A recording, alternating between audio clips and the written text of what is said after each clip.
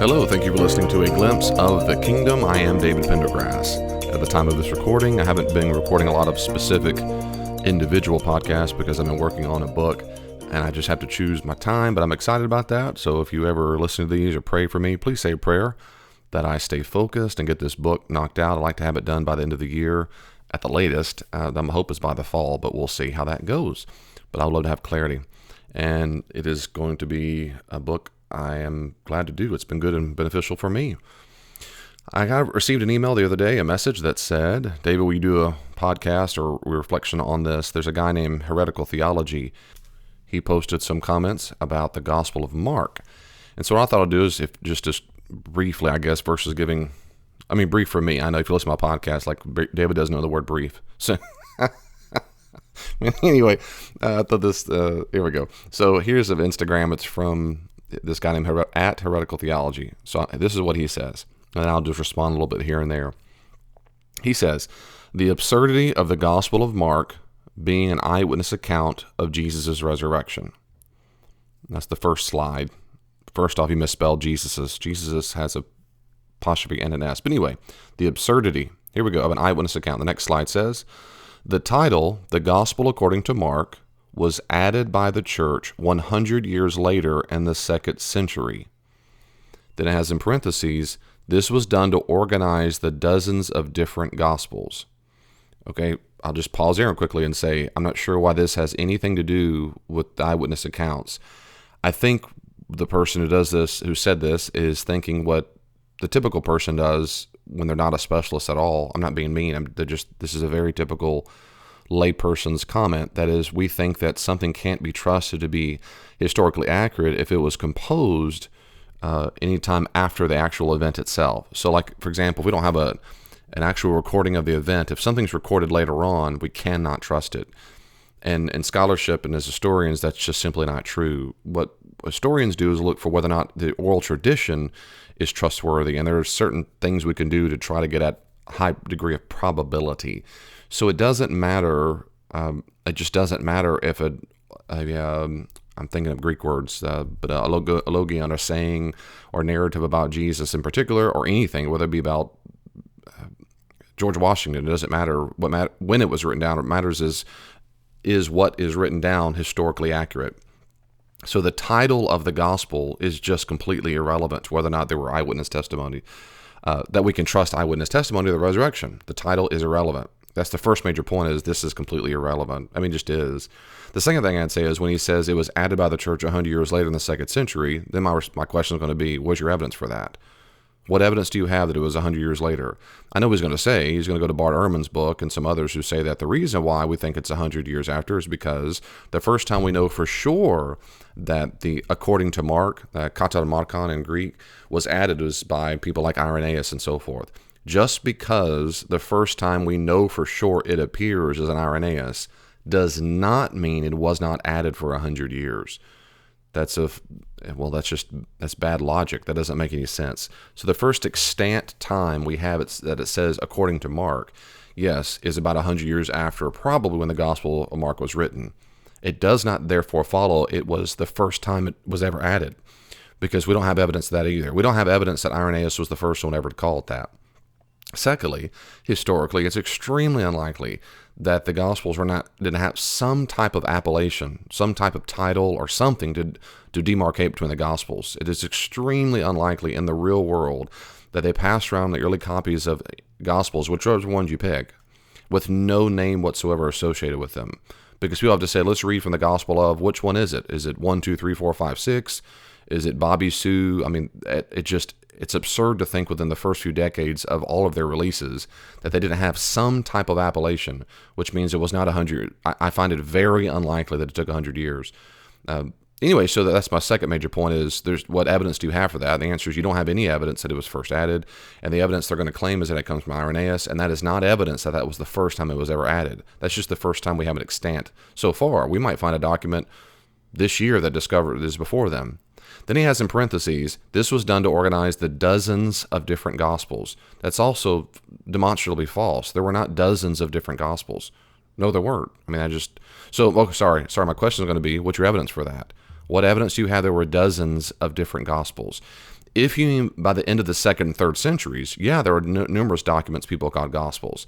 If by the end of the first century or even the early second century, you need evidence there were dozens of different gospels, and I know of none, and this is one of my specialties. I don't know of any evidence there were dozens. There were many. There were more than 4 that were called gospels. Yeah, Gospel of Thomas and so forth, but more than 24 dozens. I just need evidence for that. I've never heard that before ever, and that'd be interesting to find that out. The other thing that I would still say to that is, what does this have to do with anything? Even if there were 100 different gospels, what does that have to do with whether or not the Gospel of Mark accurately portrays eyewitness testimony of the resurrection? So this whole first part is, it's just irrelevant. It's interesting, but it's also wrong, but it's just irrelevant to the argument, I guess. So then it starts the actual, the argument from Mark itself. And then the post says this: who sees Jesus' resurrection? And I think he meant Jesus' resurrection. And this is what his answer is: a random and unnamed guy, parentheses, sort of made out to be like an angel, claims Jesus rose from the dead. Not the women. This is the only eyewitness of Jesus in this gospel. In Mark 16:5-6. And then he quotes, entering the tomb, they saw a young man sitting at the right, wearing a white robe, and they were amazed. And he said to them, do not be amazed. You are looking for Jesus the Nazarene, who has been crucified. He has risen. He is not here. Behold, here's the place where they laid him. So there I would say a few things. I don't know why it has to be a random and unnamed guy. This is someone who looks like a young man. I'm not sure. Anyway, so it is a young man, that's right. And virtually all scholars agree that this is probably Mark's way of saying this is an angelic figure that's wearing a white robe, almost certainly. And this heretical theology author says he claims Jesus rose from the dead. That is true. But he actually says, who sees Jesus' resurrection? This guy did. Well, the guy actually doesn't see the resurrection, not this young man. All we have is evidence that this young man, whoever this is, knows that Jesus was raised from the dead. So technically speaking, we have no people in Mark's gospel who saw the resurrection. No one saw the resurrection. Matter of fact, I'll take it a step farther and say, nor does anyone in Matthew's gospel or Luke's gospel or John's gospel. We have zero evidence that anyone was in the tomb while Jesus was resurrected. So who sees Jesus' resurrection? The answer is no one does. That's the answer. No one does. So even his post here that the only eyewitness of Jesus in the gospel is this random guy, he's just wrong. The text doesn't say that this young guy saw Jesus. He says he's not here. This is the place where he was laid. That's all that means. So in Mark's gospel, we have nobody who actually saw the physical resurrection. What we have on Mark's gospel are women who encounter this young man, who probably is an angel, who says he's not here. And he has a few more things in Mark's gospel. The next slide of this man, this heretical theology says, then what? And he answers his own question by saying, the 3 women run away and they tell no one what they saw. And that's in Mark 16:8. Mark 16:8 says, they went out and fled from the tomb, for trembling and astonishment had gripped them, and they said nothing to anyone, for they were afraid. That's exactly right. So that is, and this is debated very much in Markan scholarship, whether or not that is the original ending of Mark's gospel. There are scholars who argue this was the original ending, and there's a lot of reasons for that. And probably to keep the podcast shorter, I won't go over those reasons. There are reasons to think this was the original. My own view is I'm with the other scholars. I think this was not the original ending of the gospel, though it certainly could have been. So that's right. So what happens, of course, is in Mark's gospel, they do not tell anybody. Now, the question then is, even in Mark's gospel, do they mean they don't tell anybody at all whatsoever? Or does it mean they told no one near the tomb and they ran back and told people? But we have to ask the historical question, what is the most likely situation? That Mark's gospel was written to Christians, almost certainly a Christian community, a chiefly Greek-speaking congregation of Christians. Now, why are there Christians in the first place? Now, I'm going to come back to this point in a second, but what is the likelihood that they told no one at all? Then the question is, how did a church start? Let's assume there's no Matthew, Luke, John, Apostle Paul, nobody else in the whole world, just this gospel called Mark. And he wrote this text. To whom was he writing this text? If it's to a bunch of pagans or Greeks or Romans, that would be unheard of in the history of the world, I guess. Why would they write about a Jewish teacher who dies on the cross and is supposedly raised from the dead? And then why was it kept and why was it copied? And it just seems extremely historically unlikely. That instead, almost certainly, there were at least some community that thought this document was worthwhile keeping and copying. Well, why did this community form in the first place? Is it because they were persuaded by this, quote, random gospel? Personally, I don't find that persuasive at all. So what I don't find persuasive is this has anything to do with eyewitness testimony of Jesus, in the sense because I have already concurred that no one saw the resurrection of Jesus. The question is whether or not they saw a resurrected Jesus. And in Mark's gospel, no one sees a resurrected Jesus. Not in Mark's gospel, they don't. That's true, absolutely. We'll come back, I think, to that in a little bit. Then he says the next slide on his Instagram is the end, seriously. Then he says, the gospel ends there at verse 8. The women nor anyone else saw Jesus post-resurrection. Some later manuscripts contain different endings, a shorter one and a larger one that were added later by scribes. That's true, except he says it ends there at verse 8. That's what we don't know. He must have a problem with this concept of extant literature. Extant means still existing, since it's existent. So in existence, we do not have a gospel that was, the earliest ones do not seem to have ended later. They seem to have ended at verse 8. We're just not sure if the original Mark's gospel had that. But anyway, there we go. That's not that big a deal what he said there. And then he says, while Jesus is in heaven, then it says 35 to 40 years passed since Jesus was crucified. And parentheses, psst, that's a really long time. So here, as usual, is the sarcasm that people give toward any of these things on Instagram and YouTube and whatnot. And that's fine. So that's a really long time. For our universe, for a person living on the earth, is it long for a tree to grow? Is it long? The point is, a long time, of course, is relative. If you mean, is it long no matter what, that's just silly.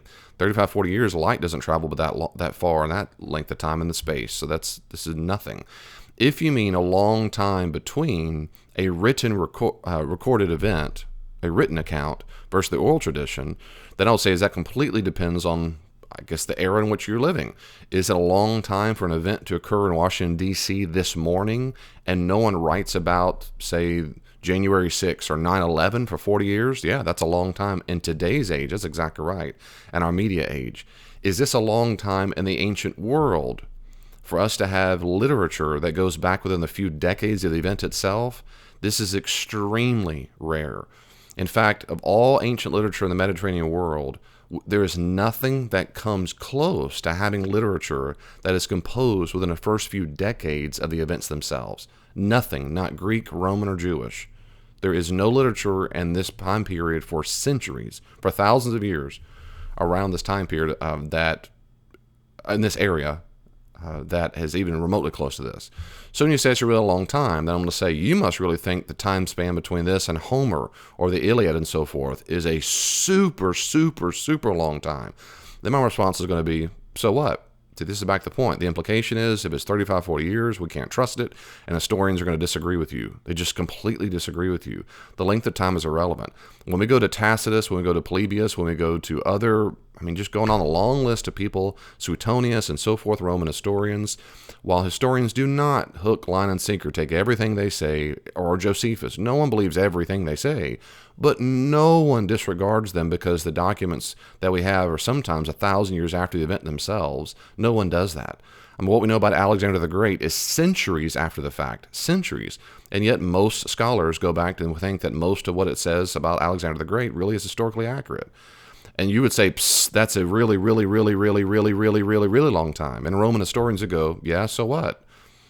You can't dismiss it because of when it was written. At least that's not persuasive at all to me whatsoever. So I hear you, but I don't hear you. The next slide on his Instagram says, Mark, who never met Jesus, is rumored to get his info from Peter, who also never saw Jesus post-resurrection, according to his own supposed gospel. Now, this rumored to get info from Peter, he means it comes, the rumor part, of course, makes it sound like it's just a dumb legend. Well, it's not. It might be a legend that's false, that's true, but it's not a dumb legend. It actually comes from a really amazing source.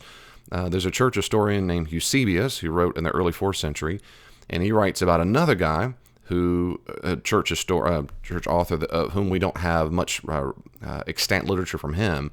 We have his literature written through other people. And he writes about the early tradition. So if Eusebius has accurately recorded this earlier author, which we think he did, then we have an early tradition that Peter is associated with Mark's gospel. And this author that Eusebius quotes, his name is Papias. And this is what Papias said about Mark's gospel. This is a pretty good translation here. Mark became Peter's interpreter, translator maybe, and wrote accurately all that he remembered, not indeed in order of the things said and done by the Lord. So he's saying not indeed an order. So the point is, this earliest tradition that we have of Mark's authorship is that Mark, who was not a disciple of Jesus, was an interpreter or translator of Peter, which makes a lot of sense. Peter was an Aramaic speaker, would have been an Aramaic speaker, and John Mark, Johannes Marcus, would have been Aramaic and then a light Greek speaker, because his Greek in his gospel is not a very high Greek. It's a pretty simple Greek. John's gospel is the easiest, but Mark is certainly the second easiest in the order. When you learn Greek, you want to go to Mark second. John first, and then you want to go to Matthew, then Luke. Luke's usually the last. So anyway, that's the earliest tradition about that. So it says a rumor to get his info, maybe so, but actually, okay, anyway, I'm just making the short of the story here, is that scholars do debate whether or not this is accurate and goes back to the case or not, and you have to go look at the literature yourself. I think there are really good reasons to think this is accurate, not because of some Christian view I have. I couldn't care. For my theology, whether I'm a Christian or not, it is completely irrelevant whether I think Mark got his information from Peter. Personally, that is completely irrelevant to me. Just historically reasons alone convinced me that he in fact was the interpreter of Peter. So when he says that he got most of his information from Peter, and that Peter himself doesn't show up in his own gospel, his own, quote, supposed gospel, I hear what you're saying, I just don't find that persuasive. You would have to demonstrate, you'd have to argue that when people wrote biographies in the ancient world, if this is a biography or whatever it is, make up your own argument for a genre, that they wrote down every single thing that ever happened. Like this is some kind of autobiography. If you can argue that case, make the argument, my goodness, because scholars would be very interested to hear what your arguments are, but no one thinks that. I don't know of one single scholar in the field who thinks the Gospels are autobiographies. None of them. And so I could make the same argument and say that all through Mark's gospel, we don't know what Peter's favorite color is. We don't know what his favorite fish was. We don't know was he a side sleeper or was he supine? Did he sleep on his back? Was he afraid of swimming or not? What were his parents' names? What was his favorite drink? Where did he go on vacation if he had vacations? We can go on forever. But Peter supposedly is his gospel. Why didn't he tell us that? And you go, well, no, he would have mentioned this. And this is the usual argument. He would have said that. Okay. I mean, you say so. You say so. I don't think that's valid. I don't find that persuasive. What Mark's gospel is clearly not about is life after resurrection. That's abundantly clear from the text. Mark's gospel is primarily about the life and the death of Jesus, and why that matters for him being Mark 10:45, being a ransom for many. This is not a post-resurrection gospel. That's the book of Acts, basically, certainly Luke Acts, but not Mark's gospel. That's not what Mark intended to compose. So anyway, that's the quick view on that.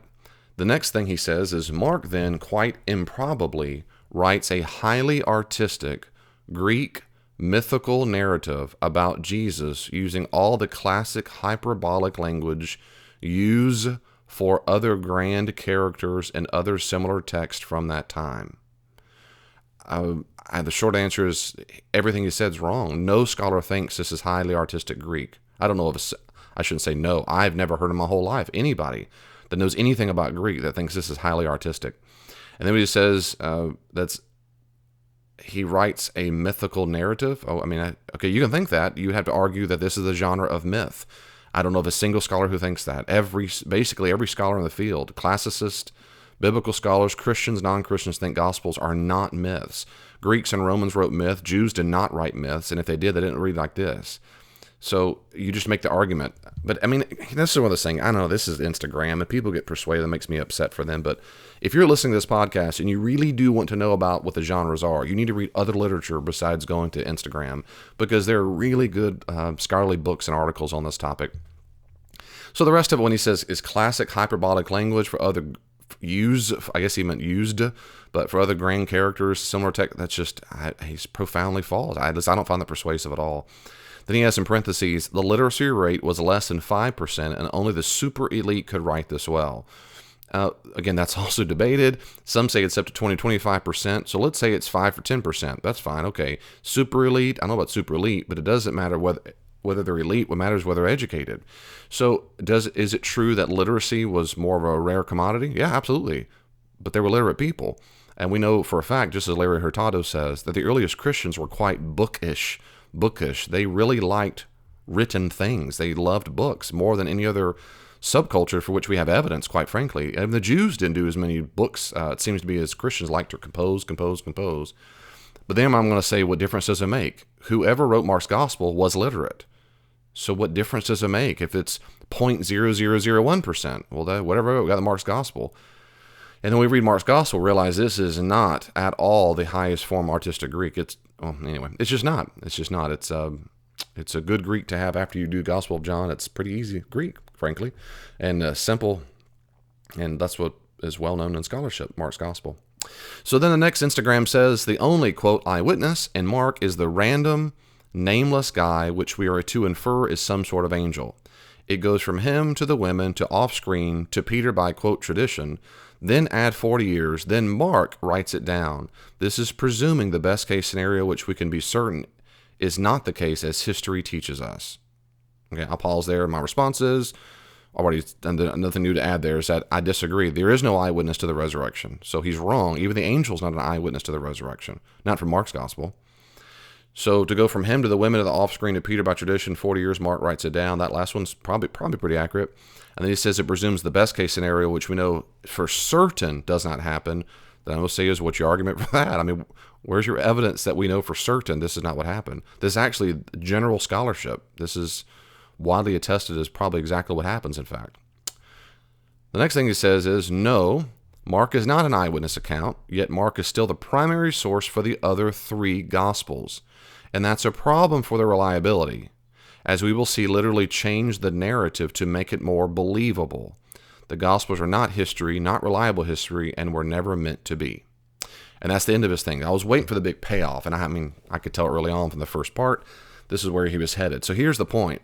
If Mark is not an eyewitness account, and he's the primary source for the other three Gospels, then other ones must be made up. They must be fictional. Let me say a few things about that. One is, it does not follow, it is true.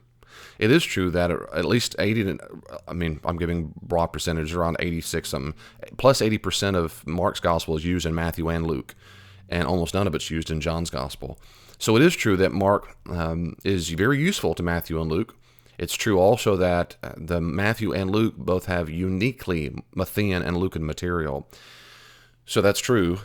It does not therefore follow that because there's uniquely Matthean material and uniquely Lucan material, that therefore it's fictional.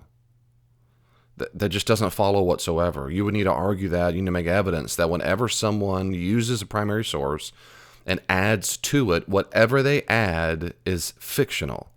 You'd have to make the argument. I don't find that persuasive. I've never heard a scholar in my entire life who thinks that's persuasive, ever. So that's not a problem for the reliability.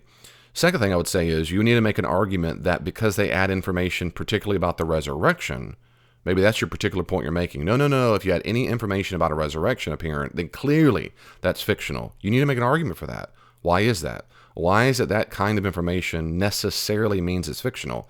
I don't find that persuasive at all, unless you're just automatically against any kind of evidence for resurrection, unless you're already tendentious. But just historically speaking, I don't care if this is Alexander the Great did a miracle. I don't care. If you use eyewitness testimony and you think that goes back to that, and another source uses it and makes it material, I don't write it off just because it sounds like it's a unicorn did it or an alien did it. That's not how history works, and nor does textual criticism. And I just don't find that persuasive. So then when he says they made it more believable, you need to make an argument for that. What is your evidence that the gospel authors did something in order to make it more believable? What's your evidence for that? Believable to whom? To whom and to what? Jews did not want a resurrection, not an individual, not before the end of time. Not to mention the Jews, as far as you know from other historical documents, disagreed very much with these Jewish Christians. Who are they going to convince? The Romans? Romans and the Greeks didn't believe in physical resurrection. So who are they trying to persuade? To whom is it more believable? Christian communities? Okay, but where do the Christian communities get started? This is the fundamental problem with all this argument is, how do they get started in the first place? You also have nothing to do with John's gospel. John's gospel has almost nothing to do with Mark, Matthew, and Luke, and yet John's gospel has several post-resurrection appearances. In John chapter 20 and 21, we have the classic, Thomas, come touch my side, which also appears in Matthew, but is not specialized. He doesn't focus on Thomas. In John's gospel, it focuses on Thomas, but he shows the sides, his wounds in Matthew as well. So what do you do with that? What do you do with the fact that John, who has basically, as far as you know, no reliance on Mark's gospel, but yet he talks about the resurrected Jesus. What do you do with him? So even if you dismiss Matthew and Luke, fine, you still have John. Moreover, you have other problems like Apostle Peter. Do you think Peter too? Yeah, if he wrote 1 Peter, let's forget him because they'll just dismiss that. If he likes Bart Ehrman, he'll dismiss that right out of hand. Let's say we have the Apostle Saul Paul. Do you dismiss all of Pauline literature too? Was Paul a mythicist? Was Paul delusional? You'd have to make an argument for that, and there are people who make that argument. But I mean, I've known people who are atheists who find that stuff ridiculous. I mean, anybody in historical work thinks that Saul Paul really was a real guy who really thought he had some conversion experience, you might call it, not from Judaism, but at least from persecuting the church to following Jesus. And he thought that Jesus was the reigning, living Lord. Why would he do such a thing? Why were churches started? And we know that other Christians existed. If you think Paul wrote 1 Corinthians, as every scholar does, even the end of 1 Corinthians, he talks about these early converts in Achaia.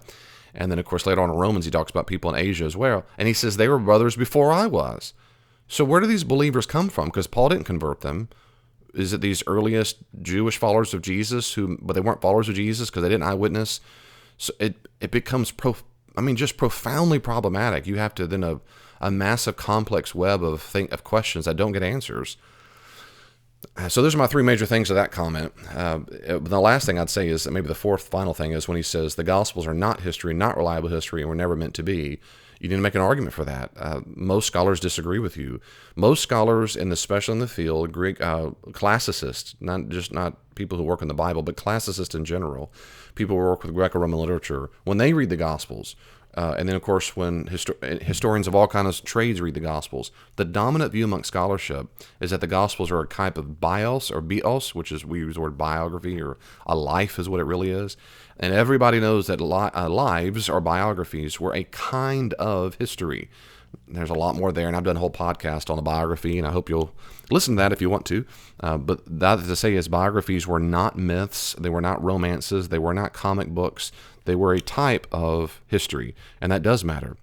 So I guess I fundamentally disagree. When you say they're not history, not reliable, my response is going to be, what's your evidence for that? And you would have to make a case for it, but I know that it doesn't work on Instagram.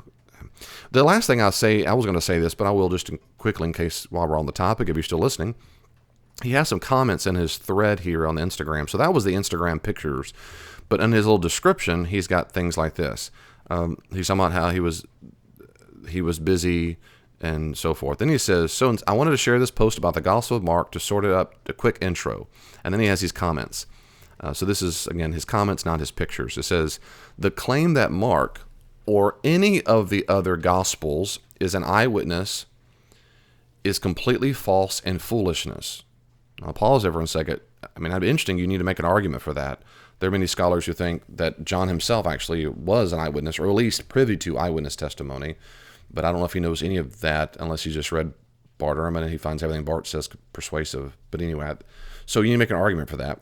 Then he says, most Christians with a basic understanding of biblical history, even with taking titles at face value, know that Mark and Luke were not disciples of Jesus and thus not eyewitnesses. My response to that is, okay. And then he says, yet, when we look at the text itself, we see a highly questionable lack of detail and an ending to the narrative that is essentially the opposite of what takes place in the other 3 Gospels. My response to that is, okay, that's relative. Everyone says there's no detail. It should say this. That's always subjective work. I don't find anybody ever says, well, you should see this. And I don't care what it is. If that's Mormonism, Islam, I don't find that persuasive ever to say, well, you should see this. He wants to see more detail. Okay. Or he or she, whatever. That's fine. But I disagree. History doesn't work that way. People in the historical world didn't ask my opinion of what should and should not be included as detail. And then when he says it's essentially the opposite of what takes place, again, I disagree. Matthew, Mark, Luke, and John, all 4 Gospels, assume there was a resurrection. He leaves the tomb. He was there, and now he's not anymore. So that I disagree is the opposite. The opposite would be the women get to the tomb and there's a body. That would be the opposite. The opposite, they go into the tomb, they go inside, and he's there, and they anoint his body and leave. Or the opposite would be he never died in the first place. He wakes up and goes, boy, that stunk, man. That really hurt. That's the opposite of Matthew, Luke, and John. Anyway, then he says this. When your original source text has absolutely zero name eyewitnesses, and you then change that story to make it more believable, you can be sure I'm going to be highly skeptical of your claims and methods. My response is, I'm with you, bud. I'm with you. If that's what's true, if that's what happened, yeah, I'd be skeptical. I'm already skeptical anyway. Then he says, of course, this type things was common then. People with peddled the ideas, and people with power could afford to write such narratives and rewrite them. I guess my response is I don't know what that means, and I don't know what that means. If you think someone with power is forcing narratives and rewriting them, my question is, what's your evidence for that? What's your evidence that the earliest Christian communities had power anywhere in the ancient world? What do you mean by power? Do you mean they existed? Do you mean they had government authority? No power? No, they didn't. Do they have? I don't know what that means. I just don't know. I don't know what that means whatsoever. And if you think earliest Christians had power, that's intriguing. I mean, I don't know if a single historian would concur with that. I mean, at all, for centuries. I don't know. Then he says this. What's also sort of interesting was if Mark was a Jew or Greek. Since his name was Mark, we could presume a Greek, but as we learned, Hellenization was quite popular, and it's possible he was a Jew with a Hellenized upbringing.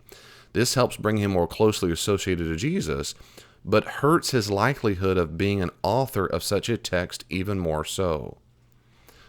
My response there is, that is interesting, and people disagree on whether or not John Mark was originally a Greek or a Jew who gave a Greek name. That's true.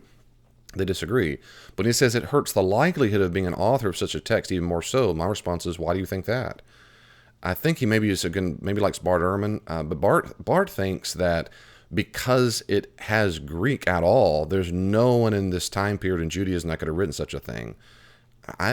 Myself and many scholars, I don't find that persuasive at all. I mean, what's your evidence for that? The Gospel of Mark and other documents written in Greek, like Philo and like Josephus and others. I mean, I guess my point is, if the argument is it's not possible or very improbable that a Jew could learn Greek, I mean, are you anti-Semite? What is it about Jews that makes you think they can't learn other languages? I mean, I don't know what to do with that. Not to mention numerous inscriptions and documents written in Greek. I mean, the Septuagint, the Greek translation, that was very well known and popular. Paul uses that more than the Hebrew text, and it's in Greek. Paul, who's a Jew, who went to school to learn that. And Paul wrote documents, and he wrote some of at least the endings in documents, he wrote them in Greek. Now, he wasn't trained like the people he used, like Tertius and so forth, of course not, but he still wrote it in Greek, apparently because the Greek audiences at Corinth and Romans, they didn't know Aramaic. So when he says, I, Paul, write this in my hand, like to the church of Galatia, he almost certainly wrote it in Greek. I mean, I guess I'm not an anti-Semite. I'm not sure why Jews can't learn other languages, not to mention we have numerous evidences of Jews in the time period who do, in fact, write Greek. It just seems, I don't know what to say about that. I'm not being mean about it, but why can't John Mark have known Greek, especially when we have this Greek is pretty simple? That makes a lot more sense to me. Historically, it makes a lot more sense to me. If this were the highest philosophical Greek there ever was, and we say this guy's from Jerusalem, that's more like, I guess. But anyway, the last thing he says is this. The whole thing is a mess when analyzed critically, but when you let it be what it was meant to be, just a story, one of hope to the marginalized, it becomes quite beautiful for its time. Imagine white evangelicalism reappropriating that for their own ideologies. There we go. So there's the payoff. This whole thing is about if whites could change their views of things. If whites could change their views. So when he says it's a mess, I mean, okay. And then it's interesting. I didn't notice this till this very second. And now it's so funny.